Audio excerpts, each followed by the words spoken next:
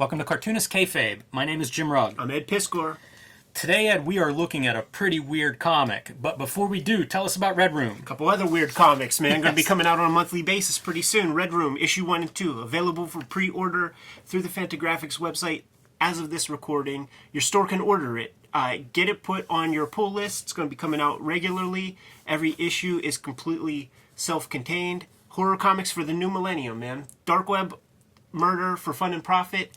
And if you want to read the comics ahead of time, hit up the Patreon, patreon.com/edpiskor. This is the first issue, and it's just a bootleg version because I put the files up there at a high enough resolution so that you can read them comfortably. And I've been receiving some bootlegs recently, man. So you see the lead is not buried here. We're going for that hardcore 1990s outlaw comics aesthetic, black blood, duotone, violence, gore, and insanity, man. I'm so impressed by the quality of the printing here. Speaks to the high resolution of these files that are on the Patreon. But see, cut off a lady's ear there, knife in the eye. This made my dad wince when I showed him this page, man. Just pops it right in, pulls the knife out. With the I love that you show your dad this. Yeah. I haven't shown my parents any of my comics in decades. Big fans, man. But anyhow, hit up the link tree in the description below. You'll be able to find all the stuff there.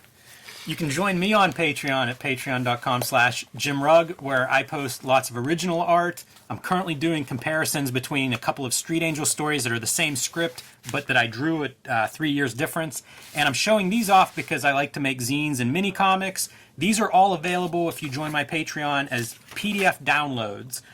Mini comics, zine collections of drawings. Some of these things, print runs of under 40 copies. Right. So if you want to keep up with everything I'm doing, patreon.com/JimRugg is the place to do it. And you can get started right away with quite a pack of reading material there. Yeah, very cool, man. All right, so we are here today to talk about Peter Parker, the Spectacular Spider-Man, number 56. And we're not going to get into these comics, but they are of a group. And what that group is, Jim Shooter Comics. How to draw comics the Jim Shooter way.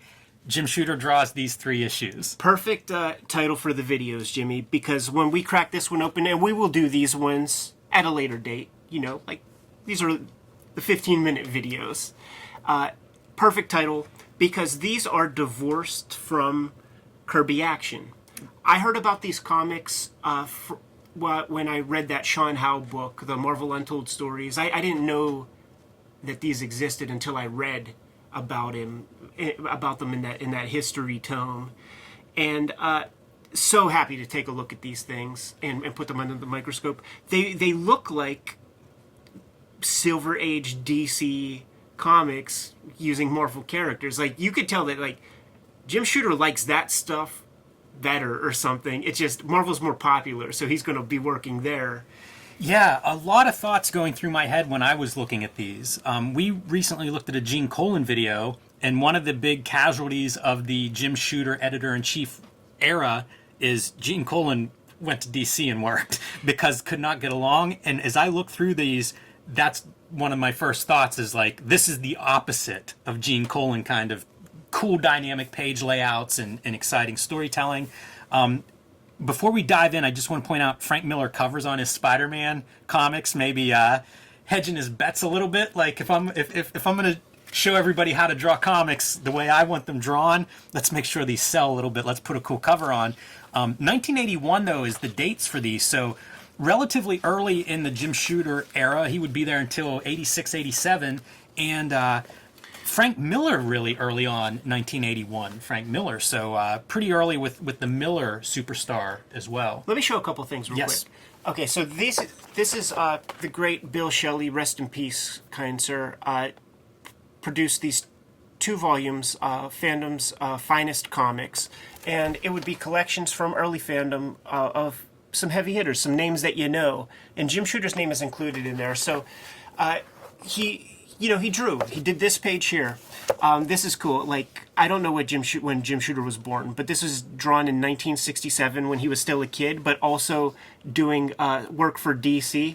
And they talk in here about how, because he was a little kid, even though he was a professional, he didn't have any friends. Like, he's not going to be drinking coffee with Julie Schwartz and hanging out and stuff like that, you know? Yeah, and for anybody that doesn't know his story, he starts working for DC, I think, at age 13. Right.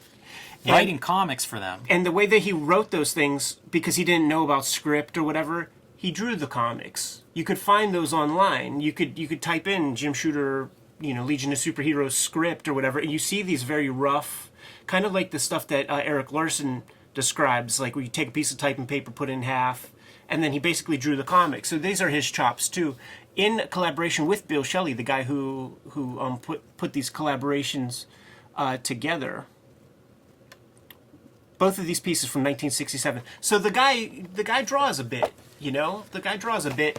I think his shit was probably so loose because it's very generic, like house style kind of art. I think and it's that Jim credited Mooney, as layouts. Yeah. So yeah, I think you're right on that one, Ed. The on the loose side of this thing, and my impression is this was done to show freelancers what he wanted in terms of storytelling.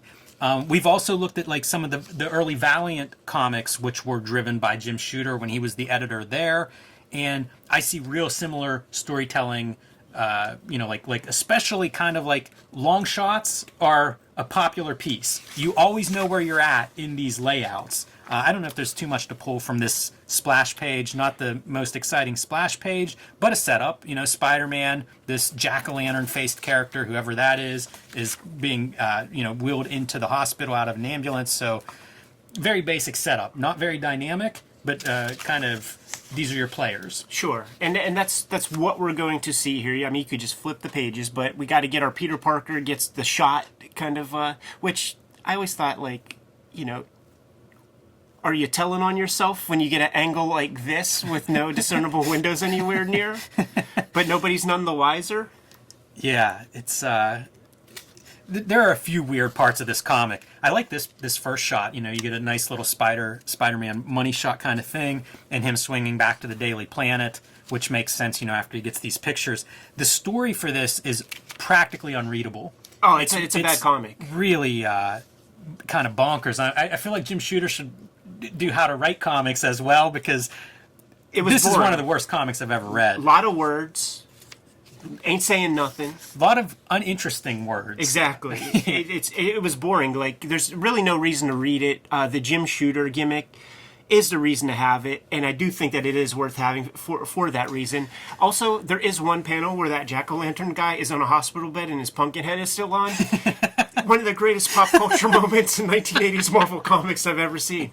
This reminds me of How to Draw Comics the Marvel Way. We have a video of that where they show this is a scene, and then this is the scene as Marvel does it. And it's like a couple guys in an office. This is totally it. Mm-hmm. This is what you're not supposed to do according to Stan Lee and John Buscema. Not very dynamic. There's a new sheriff in town, and he's 7 feet tall. But again, note the amount of these medium shots. Like everything's a 2-shot. It's so rare that you get this kind of a close-up. That's my joint right there. Yeah, that looks like an ailment. That looks like something that needs taken care of for sure. Is that what is this thing? Yeah, a sombrero that he's holding. Like what? Yeah, I know. Does Jack-o'-lantern ride that? He does. If you look at the cover real quick, because that's the whole gimmick, right? Ah, gotcha. But I was thinking the same gimmick. thing. It's a real stupid little flyer. That's a pretty good one for the Jack-o'-lantern laying in bed. It's bizarre, man. Because he's also super erect.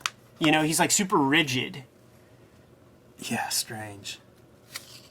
But it's just so static. Like all of these images are just static. It's a camera, a point of view of set at eye level and just kind of looking straight on almost everything. So it's Silver Age DC Comics, man.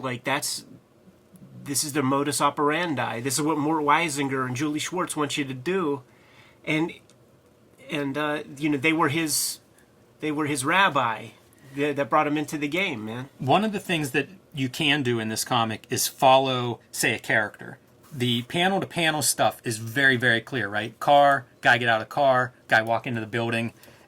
That emphasis on clarity, I kind of appreciate. That's something that we see fall away when Jim Shooter leaves, and then you see the rise of the Liefeld and McFarlanes and those guys, where it is on close-ups and splashes and dynamic, exciting images. This is much more like we always have a sense of the space and where the characters are in relation to each other. Something to be said for that, but man, like for a young reader, this just feels like, what are you doing? Who is this comic built for? Although this does feel like Valiant kind of storytelling to me, these several panels. Yeah. Even the generic quality of like just nondescript policemen running down the hallway. For sure. And just that mid-level shot when you know Kirby would never do it that way. Yeah, it's definitely, oh man, so far removed from the Kirby style of dynamic storytelling. And now we're going Charlton with that like red plate on the front there that's off register like a mother effer, man. It's a Charlton comic now. This reminds me a lot of, we did a video called How to Color Comics the Marvel Way, Yeah. and Shooter has a passage in there where he talks about, like you can color these foreground objects that are just like a color field, to create depth and composition, which I actually like that technique, but that's kind of a funny panel. And here's that, these comics are all written by crusty old dudes that have no connection with like young ladies or anything. This girl comes in to the spot, man, gets her wig ripped off, and she is beside herself, man, because her parents loved her blonde hair when she was a little kid, but she's a brunette, and it's devastating to her that everybody knows. I mean, look at this girl, man. This Lichtenstein panel here, she is crushed. That everybody knows that she's a brunette, and I would say you should be crushed because you gave yourself an art scroll girl haircut with them little safety scissors, man. You could do better than that. That's a COVID cut. Yeah, jeez. Most of the pages, they kind of go between this 6-panel grid layout and the 9-panel grid. Both still very common in comics, and certainly not a limitation to how dynamic something can be. I like this panel with the buildings, but they're very much just information. That's what it is, man. Like it's about the storytelling, less about like creating superstar artists that you're gonna have to pay more money when they really start catching on. I almost wonder if it's emphasis also on the amount of time per page.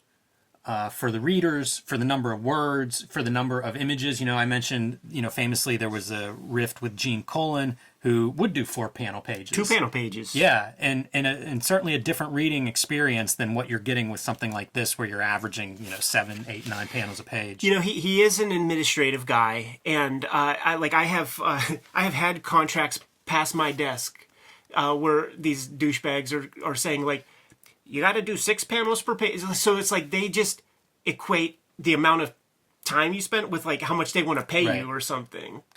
Yeah, the idea that that's the the reason a comic's good or not.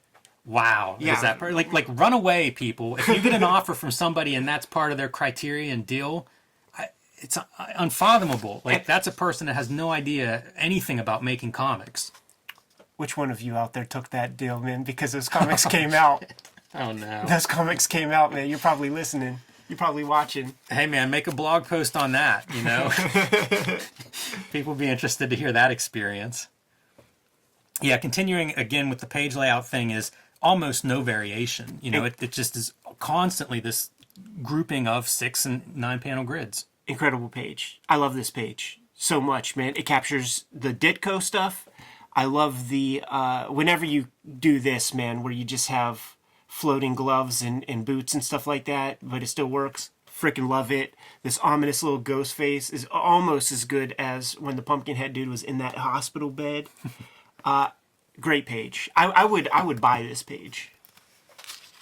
That's funny. So Jim, if you're watching and you kept hold of this, yeah, man. If you're still up there on Mount Feminine.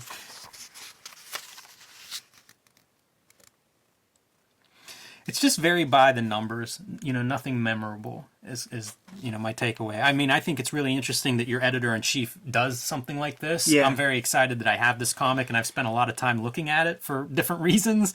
But, if I were just buying this as like an 8-year-old, this would not be my favorite comic. No, certainly. But, like, context is everything, right? So, like, what were the interesting 1981 comics? Certainly John Byrne's on the scene, drawing some cool stuff.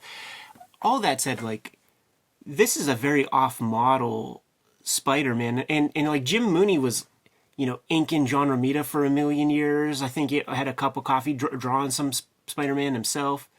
That's a weird chest that they just it got away from them. Do you think it's just the lines, like the webbing lines, that Yeah, the webbing aren't lines very suck. consistent there? Yeah, the webbing lines suck on that. That feels very Ditko-esque, that figure of Spider-Man. Sure, yeah. Yeah, the anatomy is so solid. That's why you know that like Jim Shooter didn't really do that. You know what's funny is you see like the Twinkie ad, it's the same layout. You know, it's the same grids, and like this would have been done, I believe, in the bullpen. This is like This is where you see like the Jim Shooter like looking over the guy's shoulder and being like, okay, this is good storytelling here. the comic has become Ice Haven now. So this is like the next page. This always messes with me, the ads in comics, whenever they look like the comic to some degree. Yeah. It's always very, very jarring. Great last panel. It is very strong. Gil Kane inspired, I would bet, if I had to guess. That seems right.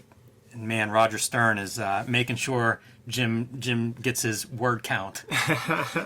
Whatever that policy was. It's funny to think of the Shooter era, because there's so many stories and a pretty prominent time, I think, in Marvel that he resided over. Frank Miller, John Byrne, all these guys making memorable comic runs at the time that he was there.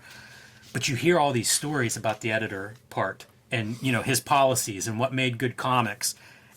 That's the value of these kind of comics to me, is like you kind of get to see what you've heard stories of and rules and how to make comics. You get to see them applied. Like, this is how I want it done. And you know, you get enough of this. Like, I mean, he's basically laying down what the house style will be. Like, we could name names of like the cartoonists who are going to be lockstep with this stuff moving forward. Let me get a young, egotistical Todd McFarlane coming to the mix, man. The second Jim Shooter looks the other way, and I'm immediately gravitating toward that stuff. Kind of just because it looked different. But then I stuck with those cats because they were the first dudes that I could identify art-wise, because this is generic-ass bullshit. It's very boring with like the two-shot. Yeah. Give us something else. You mentioned McFarlane's a good one because McFarlane starts on the Hulk while Jim Shooter is editor-in-chief. Yeah. And by the time McFarlane leaves Hulk, Jim Shooter's gone. So like most of McFarlane's Marvel run is post-Jim Shooter. Yeah. And most of those guys are that way. I think Jim Lee shows up in '86, which is the year I think Shooter leaves. I think that's McFarlane too. Yeah, it's definitely those guys, that wave of like Image guys show up right as Shooter's leaving, and it's kind of like, I think, you know, when anything goes in a certain direction, once that changes for some reason, it's often like, now we're going to go equally back the other way. Equal freedom, you know, in this case for like cartoonists to break this 6-panel grid, do something different and exciting. And it's like that whole wave of Image superstar artists show up at that moment of like Jim Shooter's leaving and we get to do whatever we want is the new policy around here. Right. And in some cases, I mean, look, it led to bigger and better sales than Marvel ever had. So, you know, I wouldn't throw that whole like freedom part out the door. But certainly there's some legacy to that side of the regime, you know, that kind of practice as well. Yeah, for sure. Awesome to look at. I have no doubts that we will be looking at these other issues at a future date, but that was a good one to start with for sure. Pretty bizarre comic, man. This is some of the fun stuff that I wouldn't call it a comic classic, but it's those oddities that I'm so excited exist. We build our be able channel. to get 'em. We build our channel upon this kind of stuff, and Jimmy, we got to go handle some business, man. Yes. Kayfabers, like, follow, subscribe to the YouTube channel, hit the bell. We'll notify you when new vids are available. What do you have out there, Jim? Join me on Patreon at patreon.com/JimRugg to see my out-of-print zines and mini comics. You can download those. You can see comparisons of how I make comics, why I make the choices I make, all that good stuff at patreon.com/JimRugg. Red Room issue 1 and 2, as of this recording, are available for pre-order through the Fantagraphics website. I have a link tree in the description below that can provide portals to all your Red Room needs. The comics will be available in shops, though, so bug your retailer, make sure you get it put on your pull list. It's going to be a reliable, good comic that you're going to be able to get your hands on month in, month out. If you want to read those comics ahead of time, patreon.com/edpiscor will get you there. There's about 100 pages worth of Red Room comics up there as of this recording. Put up new strips every Tuesday. $3 gets the archive, and that link's in the link tree as well. You can subscribe to the Cartoonist Kayfabe e-newsletter at the links below this video to keep up with everything we have coming out in the coming months. You can also find Cartoonist Kayfabe t-shirts and merchandise in the links below. Jimmy, give him one more set of marching orders. We're going to be on our way. Make more comics.